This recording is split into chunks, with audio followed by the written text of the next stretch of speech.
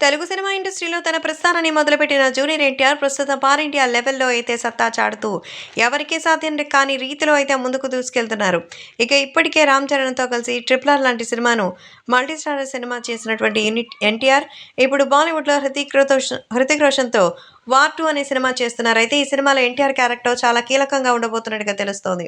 అయితే ఇప్పటికే బాలీవుడ్ డైరెక్టర్ అయిన ఓం రావత్ ఆదిపురుష్ సినిమాతో ప్రభాస్ ఇమేజ్ని డ్యామేజ్ చేశారు. కానీ ఎన్టీఆర్ మాత్రం తన క్యారెక్టర్ గురించి పక్కాగా తెలుసుకున్న తర్వాతే రంగంలోకి దిగబోతున్నారని తెలుస్తోంది.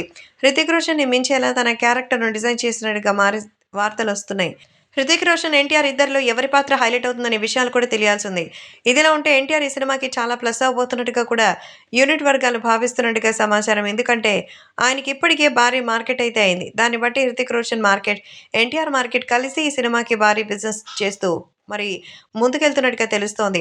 ఇక ఒకప్పుడు తెలుగు సినిమాలంటేనే పట్టించుకొని బాలీవుడ్ హీరోలు ఇప్పుడు మన హీరోలు ఉంటేనే వాళ్ళకి మార్కెట్ పెరుగుతుందనే ఉద్దేశంలోకి వచ్చారంటే మన తెలుగు సినిమా స్థాయి ఏంటో మనం అర్థం చేసుకోవచ్చు. అలాగే మన తెలుగు హీరోల వాల్యూ ఎంతలా పెరిగిందో కూడా మనం తెలుసుకోవచ్చు. మొత్తానికైతే ఈ సినిమాతో ఎన్టీఆర్ మరొకసారి సక్సెస్ కొట్టబోతున్నట్టుగా తెలుస్తోంది.